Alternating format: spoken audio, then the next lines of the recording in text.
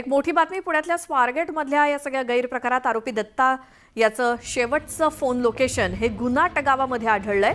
तसं पोलीस तपासात निष्पन्न झालंय। गुन्हा घडल्याच्या दिवशी आरोपी हा स्वारगेटवरनं थेट आपल्या गावी गेला होता, पण तिथून तो नेमका कुठे गायब झाला हेच आता पोलिसांना सापडत नाहीये।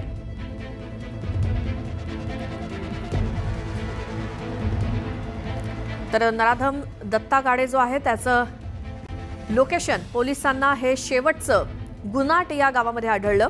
पोलीस तपासात त्याची माहिती समोर आली आहे आणि ही त्याच्या घराची दृश्य आहेत, ज्या गुन्हाट गावामध्ये त्याचं घर आहे तिथे सध्या कुलूप दिसतंय आणि त्यानंतर तो या आपल्या घरातनं या गुन्हाट गावातनं कुठे पसार झालाय ते अद्याप कळलेलं नाही।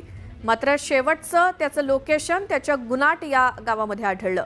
आमचे प्रतिनिधी सचिन तोडकर आहेत आपल्या सोबत। सचिन, हे जे घर दिसतंय आरोपी दत्ताचं, कोण कोण तिथे राहत होतं, कधीपासून सगळे बेपत्ता आहेत?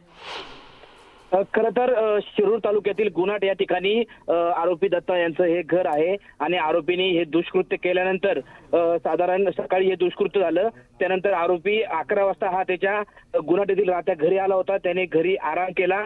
सायंकाळी 5 वाजेपर्यंत आरोपी हा त्याच्या घरी होता, मात्र 5 वाजेनंतर आरोपी तिथून पसार झालेला आहे। एवढं सर असतानाही पोलिसांनी मात्र त्याबाबत कोणतीही त्यावेळेस खबरदारी घेतली नाही। दुसरी गोष्ट म्हणजे आरोपी सोबत आरोपीचा जो भाऊ राहत होता त्या भावालाही काल चौकशीसाठी पोलिसांच्या पुणे पथकाने ताब्यात घेतलंय। आता मात्र आरोपीच्या घरी कोणीही नसून घराला टाळे असलेले पाहायला मिळत आहेत। बिलकुल सचिन, धन्यवाद या माहितीसाठी। मात्र आता खरा पोलिसांचा कस आहे या आरोपीला शोधण्याचा, पकडण्याचा, अटक करण्याचा। मात्र आता या आरोपीला अटक करणं महत्त्वाचं आहे। त्याआधी तो त्याच्या गावामध्ये आला होता, घरी त्यानं थांबला, आराम केला, मात्र त्यानंतर तो कुठे पसार झालाय हे आता शोधणं पोलिसांसमोर मोठं आव्हान आहे। शिरूरमधलं हे गुन्हाट गाव आणि गुन्हाट गावामध्ये या आरोपी दत्ताचं हे घर आहे, जिथे गुन्हा केल्यानंतर तो याच घरामध्ये आला होता, याच गावामध्ये आला होता आणि तिथून तो पसार झालाय।